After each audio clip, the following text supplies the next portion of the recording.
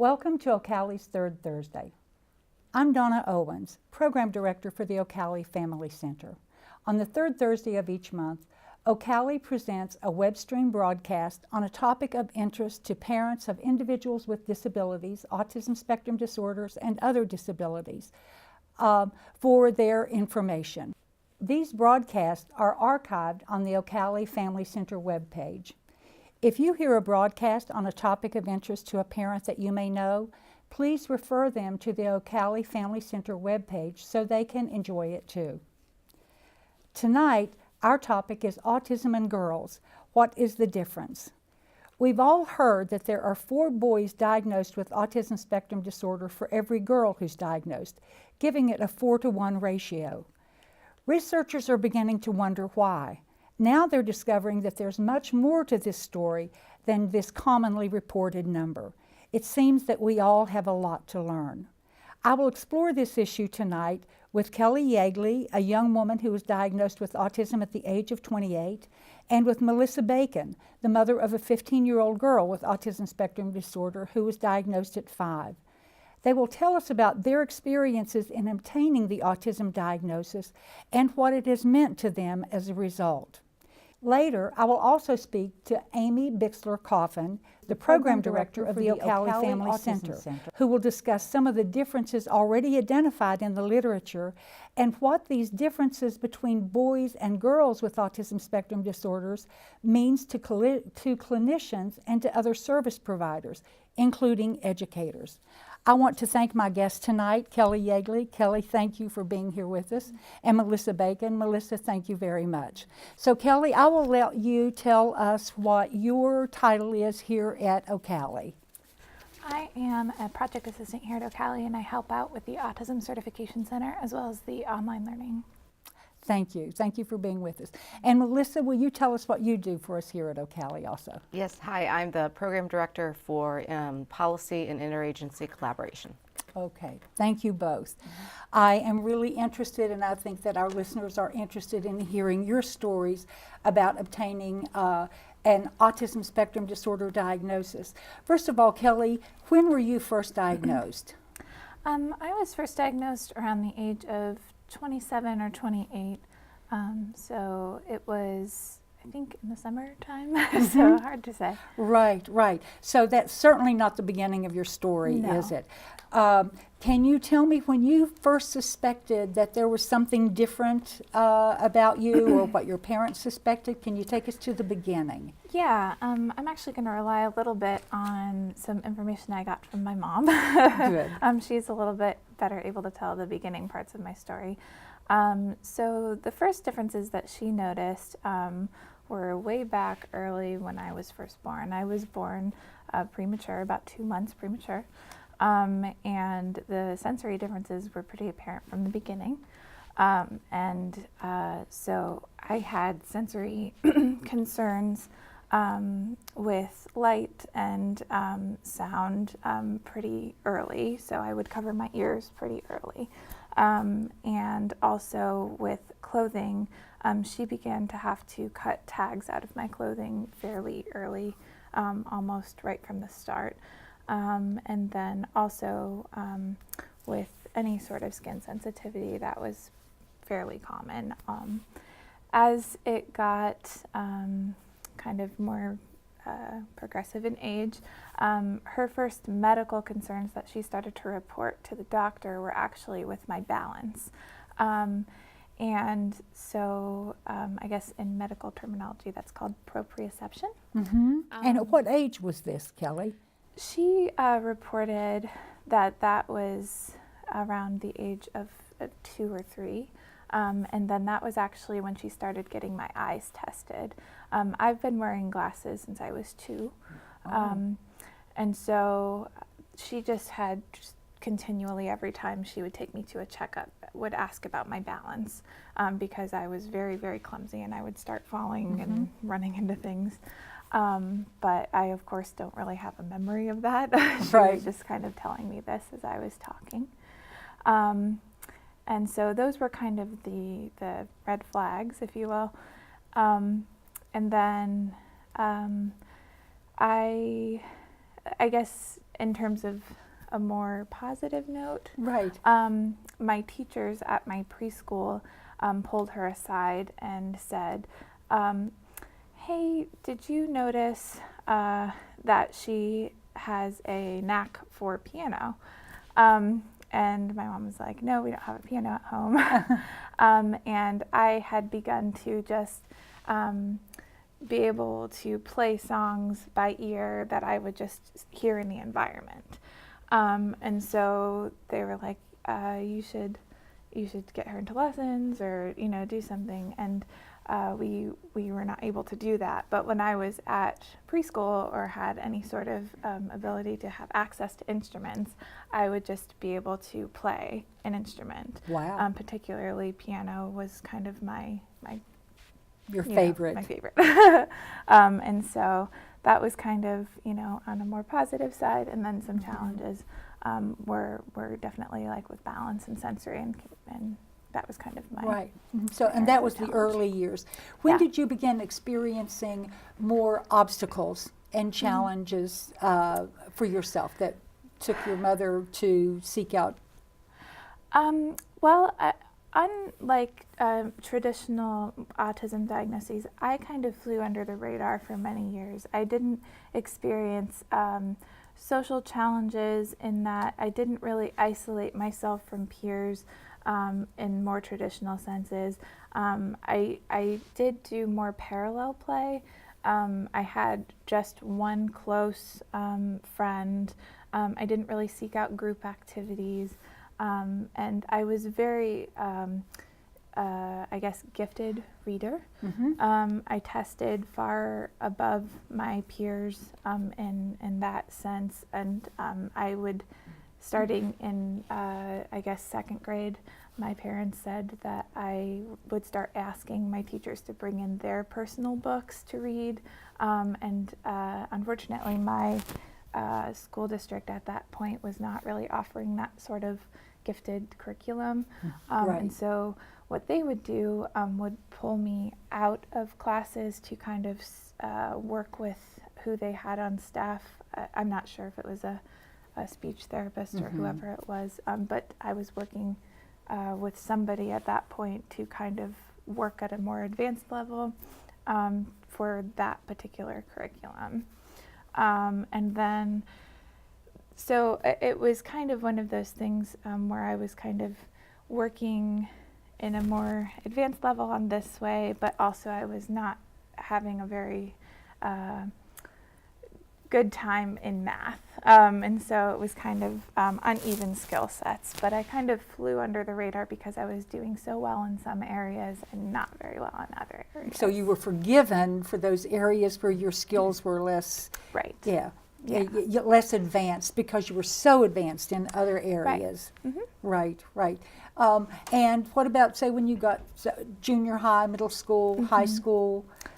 Yeah, it was kind of the same story. I think that, you know, my skills were kind of just forgiven. So I was doing so well in so many areas, especially with music and reading, and I was testing well academically. Right. That a lot of my I guess challenges in other areas, particularly math, were kind of forgiven. Right. And so I just didn't really get knocked for anything else. And so by the time I had reached 9th grade, it had gotten to the point where I had become very bored. And so my parents and I had sought out an online learning curriculum, and so I decided to take a break from public school because I had started to become very overwhelmed and burnt out from the social aspects. And so, as I was talking about earlier, the noise and all of that kind of stuff carried through not only from my younger years, but also I would avoid things like gym class and lunch and recess. That was very, very common. So I would request from my teachers to stay out of those environments as much as possible. And so, and also that was very common for me to request to stay home. And so, sick days and hooky days and all that kind of stuff was pretty common for I me. see. Yeah, so your way of coping with these characteristics, the sensory difficulties that you were having, and the balance difficulties, was that Right. something that continued? Yeah. Handwriting, I'm wondering about handwriting. Did that become an Yeah. issue with you? Yeah, I actually did not prefer handwriting at all. Even though it was something that I eventually learned, wooden pencils were very difficult and remain very difficult for me to hold. So it was something that I did not prefer, and so it was very, very difficult for me. I actually ended up having to turn pencils to write straight, or turn paper, I'm sorry, to write straight. And so even though I did end up having to learn, the traditional cursive and all of that Right. kind of stuff, it was something that was very difficult for me. And so I ended up having to kind of learn accommodation through brute force, kind Right. of. I didn't know the words for that at the time. Right. But it was something Right. that was difficult for me. And so you felt yourself drawing away from those situations that were difficult for you, where the sensory input was overwhelming, gym classes, that kind of auditorium. Yes. And then you said you had one friend. What about junior high? Did you have a group of friends? Were you No. more isolated, or? Yeah, my pattern has always been basically one friend. Those relationships would kind of fade, and then one friend would kind of pop up, and those friendships would kind of fade. And then in junior high, I actually made the friend that I have now and continue to this day, and that friendship has kind of stayed. And then I actually made the relationship that I have now that actually we're married. So Right. that's Yeah. kind of been my relationship progression throughout my life. So Right. So your relationships have been limited, but you've made some very strong Yes. relationships. Yeah. Yeah, that have been helpful for you.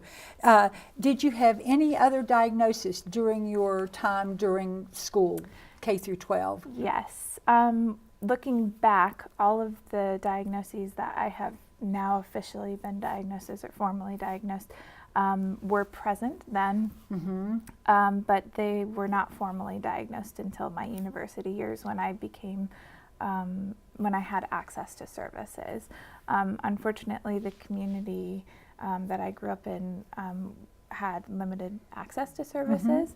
And so going to university actually was a very fortunate thing in that it allowed me to have more access to resources, not only for my own knowledge, but also just in terms of access to services. So, Right. it allowed me to have, more formalized information and access to doctors and things like that. So. And so your high school career was through an online school, is that right? When 2 years. For 2 years, but you graduated from a... Yes, my parents preferred that I graduated with my peers, and so I returned for my senior year of high school and graduated with my typical peer group. And then you went on to university. Was that at Yes. Ohio State University, or? My first year, I actually attended an art school in Northeast Ohio. And then I decided to transfer to Ohio State, and I got interested in psychology primarily because of my background. Okay. And so then I went to Ohio State and graduated from there. And you said that it was at the university when you had more access to services. At this point, did you, what I'm understanding is that you began to seek out Yes. some support or some explanation for some of the sensory experiences or the ways that you were feeling different. What drove you to seek? I would say that it was probably an experience that I would label burnout. Autistic burnout is an experience that may be becoming more familiar now. It is an experience that is a little bit labeled exhaustion or going beyond somebody's available resources. So I had experienced this throughout childhood and teenage years, but I had reached that capacity fully during my transition from high school to college, because as we all know, that's a big life transition. Right. And so I had gotten to that point in college, and then I had wanted to seek out some professional guidance for that. And then that was when I had gotten a formal diagnosis and help with my co-occurring condition of OCD, which gave me some access to resources for that. And then also that sent me down a path to eventually learn about my autism diagnosis. Right. So your first diagnosis, your first experience and observation was the sensory and the balance issues, and those were early on. But your first formal diagnosis then was OCD. Right. Is that right? And that was at a time when you were experiencing some difficulties, and you noticed a pattern with you when you would become overwhelmed of this kind of exhaustion and withdrawal and. Right. Yes. Yeah. Yep. And then.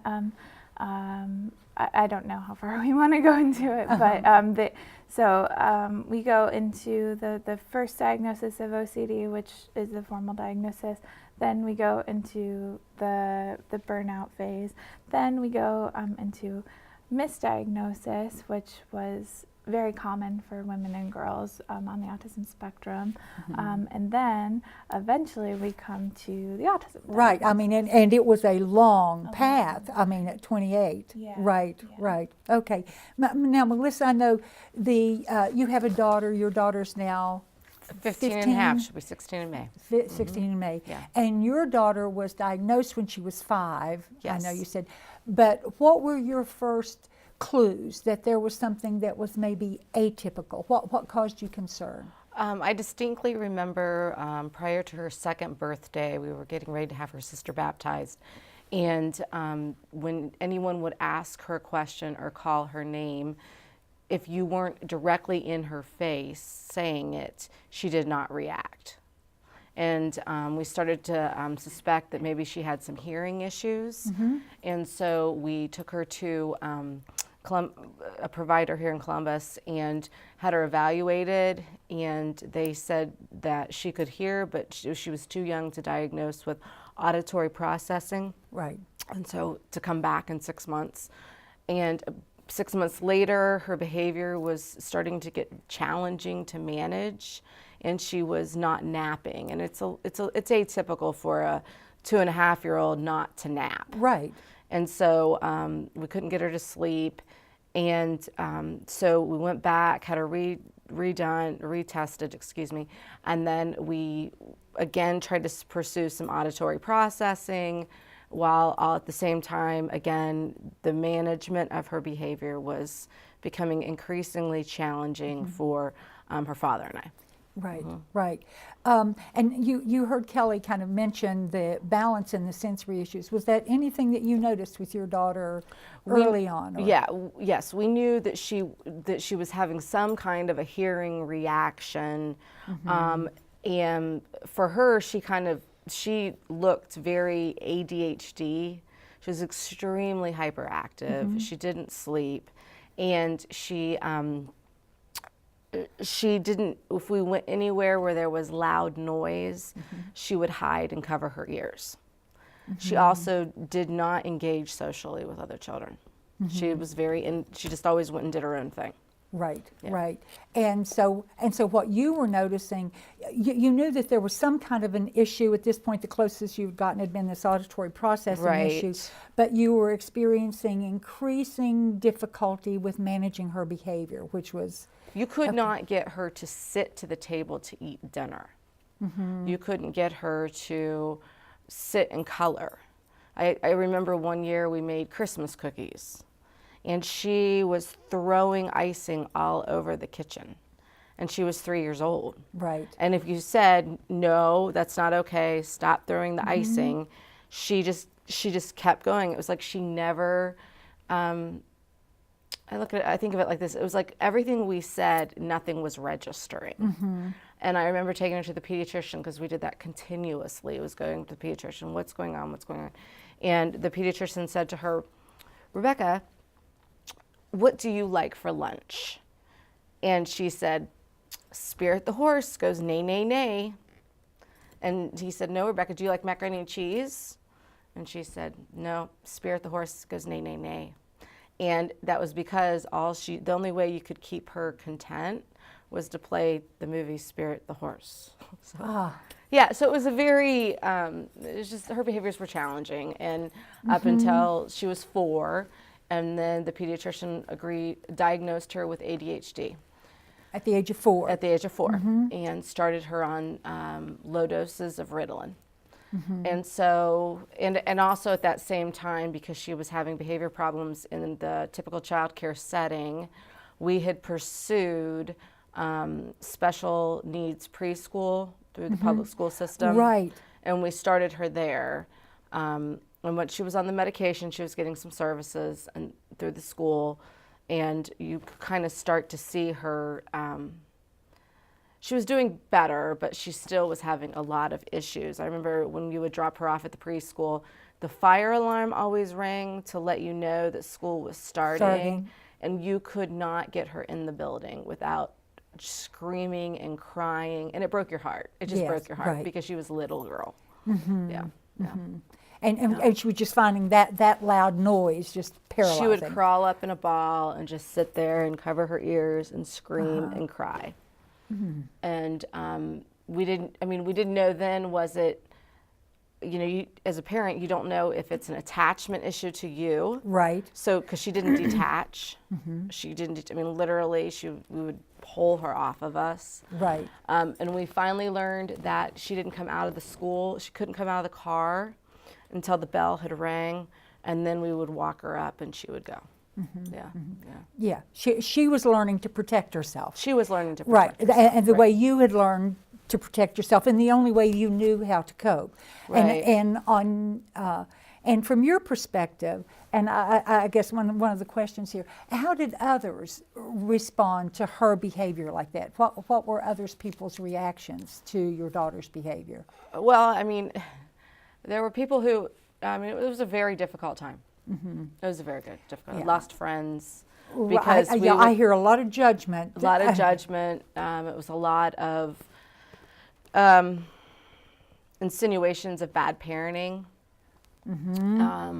And the family who, our family who wanted to love her just couldn't understand her. And they just thought we weren't doing a good job parenting her because you couldn't get her to listen. Right. Yeah. So, and it's interesting what Kelly said about the sensory, because now that I think about it, I'm reminded that at the time that she was diagnosed with ADHD, we took her to an OT for sensory, because that was another thing that I'd found online, right? And we started a brushing system, and we started all of that. But the reality was that we were piecemealing a lot of different things, and it wasn't until she was 5 that they finally did the full autism test on her. Right. And gave us the diagnosis. Yes. So before you were kind of identifying a particular characteristic. Correct. Oh, this is ADHD. Right. Or and you were responding to a sensory responses that you saw. We kept looking for, I look back on it now, and I think we were looking for the answer that would explain everything. Right. And so when someone said she has ADHD, there would be a sigh of relief. But then what you quickly realized was just giving her the medicine and saying she had ADHD, it didn't take care of all these other deficits that she had. Right. Yeah. Right. And same with the sensory. We did OT over and over and over, but it did not, you still had communication problems. Issues. Yeah. Right, yes. And so your journey to the diagnosis, now where was your daughter finally diagnosed? She was diagnosed at Nationwide Children's. At Nationwide Children's. And so finally at the age of 5, they've kind of looked at her history, interviewed you as her parents and did observation, I would take it. I will never forget it because it only took 15 minutes. Oh, really? Can you tell us about that? It only took, I mean, literally, we had been, and I want to be clear that it took a very long time to get to the right doctor. We went to a lot of doctors, a lot of behavior doctors, a lot of pediatricians, and never garnered an answer.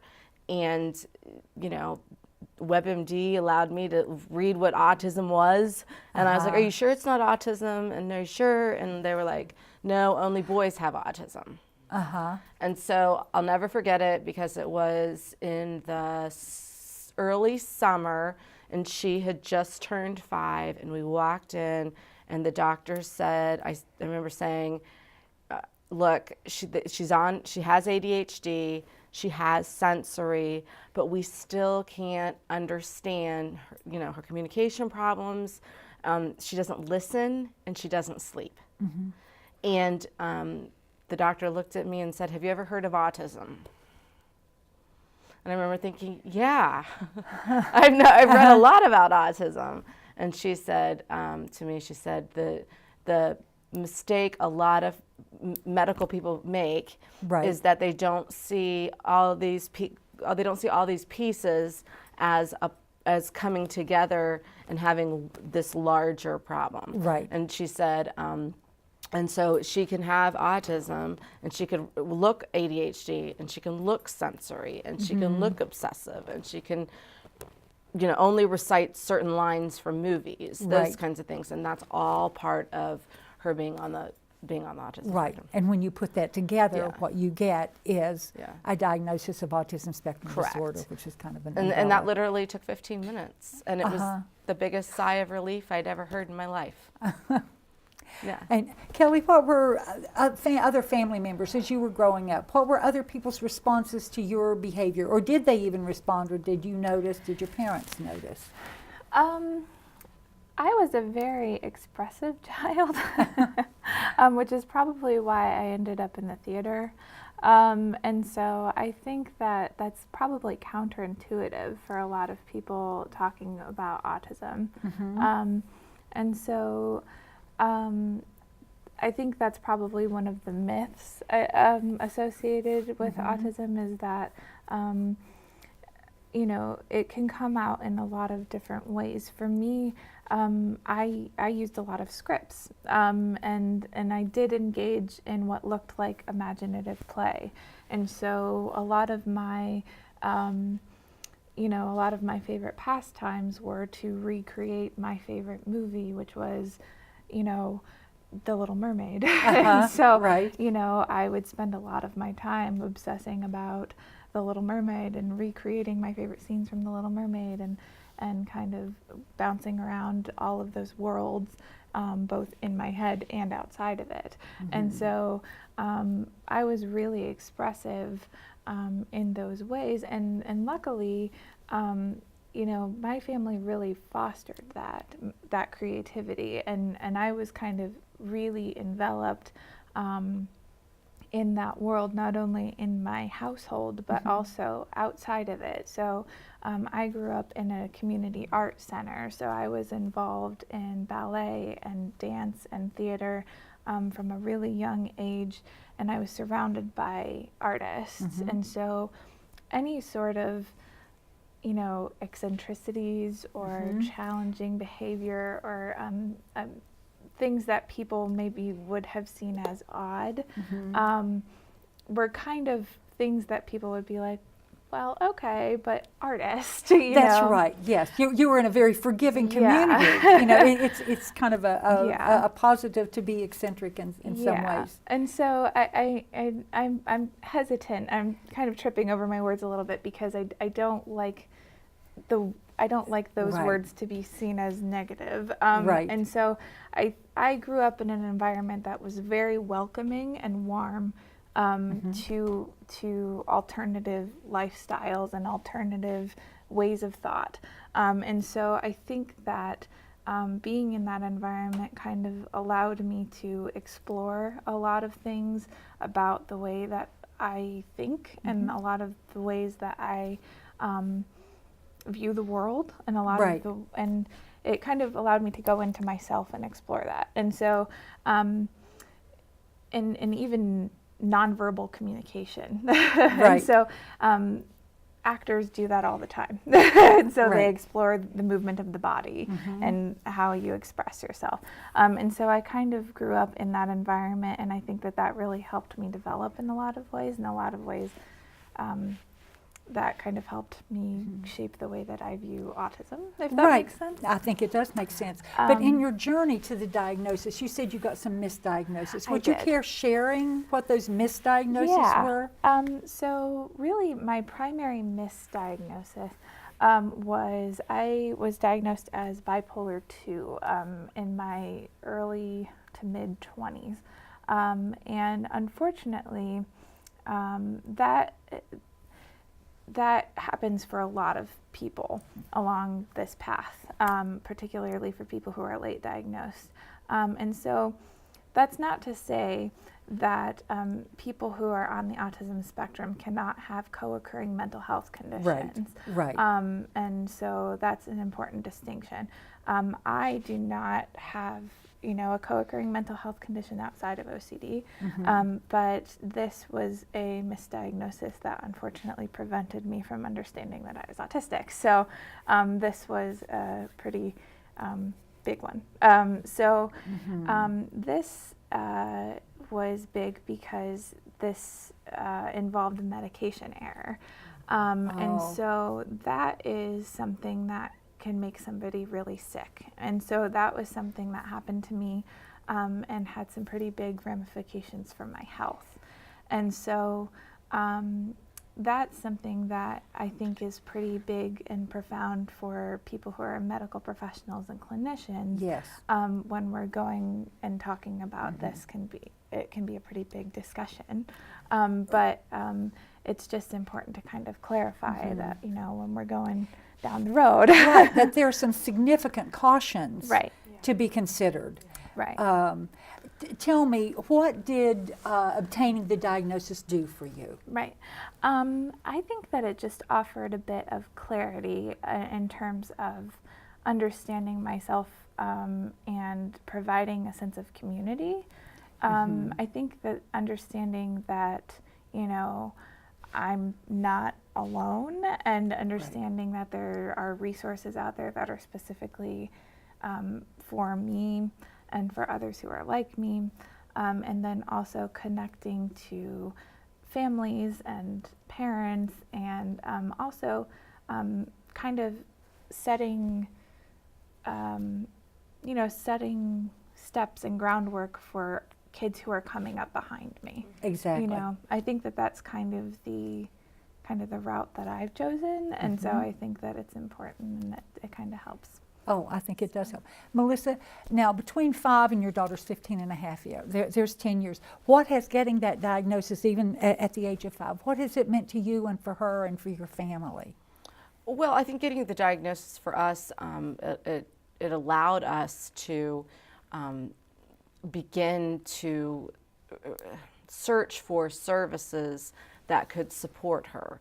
So we could now put everything that was occurring with her behaviorally and from an education standpoint, we could put it together in a plan.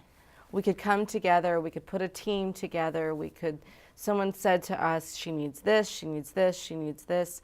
And we were able to find ways of helping her be successful. Right. I think that's been the biggest thing that helped us with the diagnosis. And then frankly, from a personal standpoint, it allowed me to lose some frustration in my own relationship with her because I didn't understand the child. Right. And that exactly. was very hard for a mother to not understand your firstborn. Yes. So it gave me the tools to begin to develop our relationship and learn how to connect to a child who I really had not been able to connect to. Effectively, it gave you Yes. the pathway Yes. to connect with her. Correct. Correct. And in a way, it saved you from some misdiagnoses and possibility of some medication errors that could have even exacerbated Correct. the problem. Correct. Too. Right. We finally were in a place where we knew we were getting the right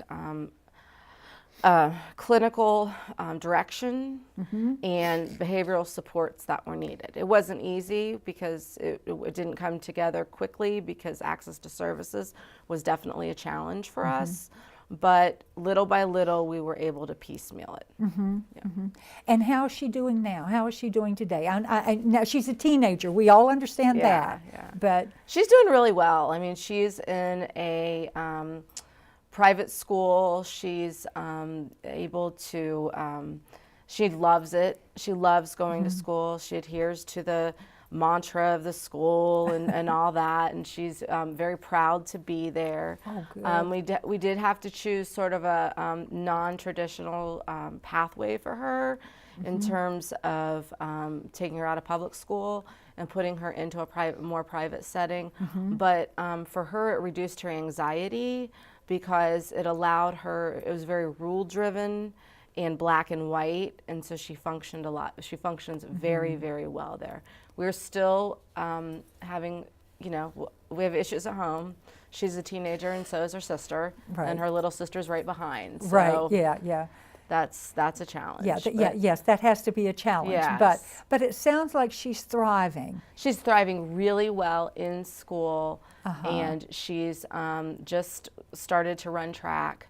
So we're pretty excited about that. Always have your kiddo exercise. We've learned that lesson.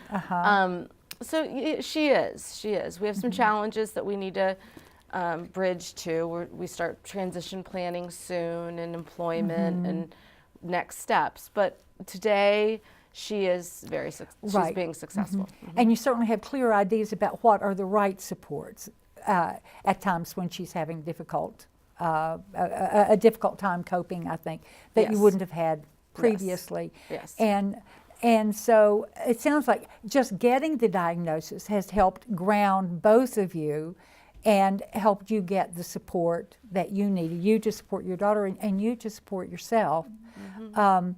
And it hasn't been a very clear-cut path, where I think for the autism diagnosis for boys, it's generally been more, a little more straightforward to get the kind of help and the support to be able to identify the interventions. So you haven't had a clear path, but you've found that path. What advice might you have to other young women, Kelly, who may hear what you have to say and identify with it and suspect, I might be on the autism spectrum, might it help me? What advice would you have? Well, I think that, of course, the first thing is that, of course, it's all going to depend on access to services and access to resources. So the biggest thing for me has been the online community. And if that is available to you or to whoever, you know, start with research and start to see if you can identify with, you know, blogs or, you know, community out there that is out there and available, because most of the people who are online are welcoming to newcomers and people who want to have their questions answered. And I think that, you know, we've all been at these beginning stages. And, you know, it's all about kind of educating yourself with good resources and good information, and just kind of piece by piece, kind of like identifying what you know, want to know, and kind of doing some introspection. And then if you decide that diagnosis is your path, then go seek it out. Sometimes formal diagnosis is not the path for you, and that's okay. But, you know, just piece by piece, doing a little bit of introspection coupled with research is a good thing, and that's kind of the thing. And so you found significant support in the online community. I did. Through the online community. There's not a particular resource or book, or is there a? There are a lot of good resources out there. I think 3 right now come to mind that I would put forth, because I like going towards you know, autistic-led spaces. Yes. There's a a documentary that's going to be coming out that's featuring, I'm going to go towards female-driven Please do. spaces. That's what we want. And we'll have these resources added so the people that watch this can follow them too. So Emma's Hope blog is, I think it's emmashopebook.com. She's coming out with a documentary. She's a teenager, and she is doing a documentary right now. The Autistic Women's Collective is a forum that is a private space, and they're really welcoming to newcomers. And then the Autism Women's Network is a really good space for newcomers and people who are, at any stage. Right. So Thank you. 3 resources. Right. Yeah. And we will give directives. Have links to those on our webpage. Okay. And Melissa, what would you say to parents who may suspect that their child has autism or was facing the same kind of confusion or insufficient answers? What would you say to a parent? I would say to trust your instinct. I think that clinical and medical professionals don't give enough credit to a parental instinct, and it is your job as a parent to fight for that child, and you fight until you find what you need to succeed and to help your child succeed. I think the other thing that I would say to a parent who's concerned or newly diagnosed is it can seem unbelievably overwhelming in the beginning. It's maybe a word you didn't expect to hear. Right. But what you will find is this little person is an amazing person, and this little person will teach you more about life than you ever thought you knew before. Yeah. Is there a particular resource that you would direct parents to? Well, truthfully, I would direct them to the ASD Strategies in Action online training. Yes. Right now. I mean, even if your child is not diagnosed, when you're dealing with a kiddo with repetitive behaviors or high anxiety or the need for routine, there are some wonderful strategies in there that you can go ahead and learn, and frankly, they're applicable to any child. Right. I mean, I use the same strategy. Let me say this. 3 kids, and they all have been on similar behavior plans. Is that right? And only one is diagnosed. So not to only put that in a box as, an autism just resource. for autism specifically, but Right. if you're dealing with this challenge, this intervention. Correct. I think the other be helpful. thing, in terms of resources, we didn't have a lot of resources 15 years ago. So there wasn't one thing that really led us to the answers. It took a lot of time. Right. So Right. And I do want to point out that ASD Strategies in Action is free to all Ohioans. It's an OCALI product supported by the Ohio Department of Developmental Disabilities, and it's a free online video-based training. Right.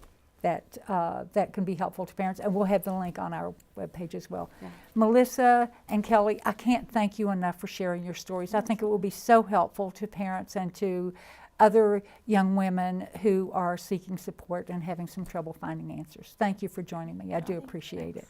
Thank you. When we return, we will talk with Amy Bixler-Coffin, Program Director for the OCALI Autism Center. My name is Sandra Williams, and I'm an adult living with autism. OCALI has been a great anchor for me in many ways, and I feel that the way that they've helped me throughout the years in my own professional development and as an individual on the autism spectrum, I think they're a huge resource and can also be an anchor for any of the families seeking out for information. Welcome back to Third Thursday. I'm here with Amy Bixler-Coffin. She is the Program Director for the OCALI Autism Center, and she's going to talk to us some more about the issue of autism and girls. Amy, thank you. Thank you for joining us and for sharing your knowledge with us. My pleasure. I appreciate it. Can you just tell us about the status of research in this area of autism and girls? Sure. We know that autism spectrum disorder has primarily been a male diagnosis for years and years and years. And it's not been until the past probably 5 to 10 years that we've really started focusing on girls on the autism spectrum and really understanding that girls and young women on the autism spectrum are underdiagnosed and underrepresented.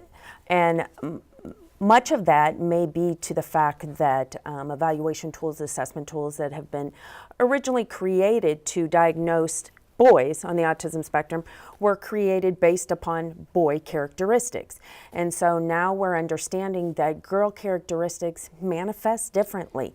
And so we have to become more attuned to what those characteristics are as they manifest in girls and young women on the autism spectrum. Right, right. And you had the opportunity to listen to what the two Yes. guests that I talked to before, what they had to say. And their stories were different in terms of the characteristics that that they exhibited and it brought them actually a late diagnosis. Is that fairly typical among girls from what you know? We know that whether you're a girl or a boy on the autism spectrum, no two individuals on the autism Right. spectrum are alike. And that characteristics manifest differently in all individuals on the autism spectrum. We can say, though, that girls tend to mask or camouflage their symptoms or characteristics in comparison to boys on the autism spectrum. For instance, young girls may be able to copy, observe, mimic social interactions and the social behaviors of others, maybe without the understanding of those social behaviors, but are able to model those more Right. appropriately. And oftentimes that's because if we think about little girls, we're always doing social things with little girls. We're playing house, we're doing school, we're teaching them how to be, proper little girls and working on Right. those social behaviors.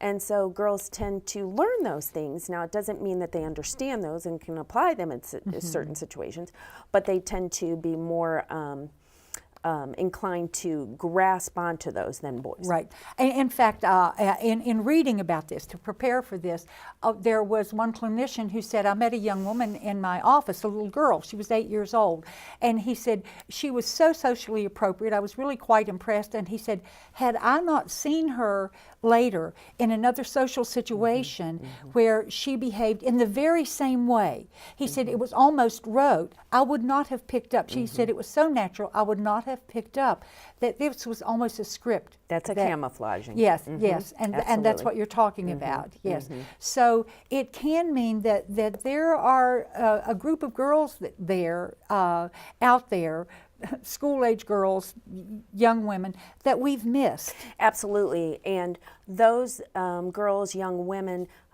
tend to be what we would refer to as on the higher functioning end of the spectrum. Yes.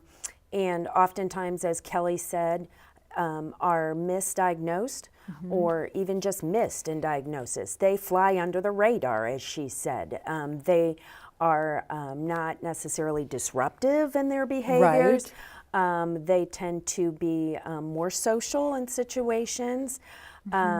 Kelly, in a conversation that I had with her previously, was sort of the teacher's helper. I mean, she was very liked by the teachers in that, but she was very much in tune with rules and responsibilities and things like that. So yes, we definitely are underrepresenting a large population of girls on the autism spectrum that haven't yet been diagnosed or educationally identified, because our school districts are responsible for educationally identifying children on the autism spectrum, including girls. Right, right. Yeah. And I know one of the things that you're responsible for here at OCALI is that you do convene an educational identification workshop. This is like a week-long workshop. Yes, we do a educational identification of students with ASD training series. About a 4-day training series across several months, and we just completed our 4th training series. And we host this training series bringing in an expert in the field, Dr. Ruth Aspie, who is a well-known expert in autism spectrum disorder. Right. And her background really lends to evaluation of students on the autism spectrum, but she also has this really intense passion for getting the message out about Yes. girls and young women on the autism spectrum. And at each of the training series, when we've offered an extensive amount of content on girls and young women on the autism spectrum, the evaluations have reported that this is an area that the participants in this training series need more information. Many of them have commented on their evaluations that I know I've missed girls in the past. Excuse me. I know that I've misidentified them and put them into a category of eligibility that was not autism. And they really are almost heartbroken by the fact that they didn't know what they didn't know. And so it is our need as professionals in the field to really get the message out about characteristics of girls and women on the autism spectrum and how they manifest differently than boys. And then what strategies can support girls and young women, because the strategies may be similar or they may be different based upon those specific characteristics. Right. And what we learned both from Melissa and from Kelly was getting that diagnosis and getting that right was the key to them to finding the right support. Yes, because as both Kelly said and Melissa, and especially Kelly, misdiagnosis often occurs. Right. And in the area of girls on the autism spectrum, we know that they often have several diagnoses. And if you think about Occam's razor and the principle of Occam's razor, Kelly said, you know, I had the obsessive compulsive disorder, and then they talked about bipolar, and then and Melissa talked about her little one had ADHD, and then there were sensory issues, and then we were talking about this and this. And if you put all the parts together, what you're looking at is a whole child on the autism spectrum. Right, right. And we are oftentimes missing that with girls. And I do want to make the point about the educational identification that school personnel, under IDEA, the Individuals with Disabilities Education Act, school personnel do have the responsibility for identifying kids with disabilities, and that includes autism spectrum disorder, and that would include girls with autism spectrum disorder, and that's separate from diagnosis. But we have that responsibility in schools. Yes, and if family members who are watching this or professionals who are watching this who work in the schools want further information, we probably will be hosting another training series. It is a popular training series. It is a needed training series because it is, as you said, our responsibility and the law that school districts educationally identify children on the autism spectrum, not requiring a diagnosis. Right. And so, and transdisciplinary evaluation teams within the school districts have the knowledge to identify children on the autism spectrum. However, based upon our interview today, we need to become more proficient in the understanding of characteristics associated with girls and ASD. So we do have lots of resources in our lending library at OCALI. We have several books, and I want to make sure that I give credit where credit's due. We have Girls Growing Up in the Autism Spectrum by Shannon Nichols, Asperger's and Girls by Tony Atwood, Girls Under the Umbrella of Autism Spectrum Disorder by Lori Ernstberger, Parenting Girls on the Autism Spectrum by Eileen Riley Hall, and others that anyone in Ohio, any resident in Ohio can check out free of charge from OCALI. So we do have books and we have some DVDs as well related to girls on the autism spectrum. Yes. Okay, so we are gathering knowledge. Yes. We do have a knowledge base. It's making sure that professionals and families are aware that this knowledge is available to them and that we can act on this knowledge. Yes, I also would like to say that in April for Autism Awareness Month, OCALI will be creating an autism awareness page that with the emphasis of girls and young women on the autism spectrum. So we will have this interview on that webpage, as well as resources, as well as blogs, some great videos. There are some wonderful YouTube videos out there of women on the autism spectrum, just like these two women sharing their story. And they are very touching and very informative to we really need to understand girls. Yes, yes, we do. We've got a lot to learn. Amy, thank you for spending this time. I really appreciate it. Thanks.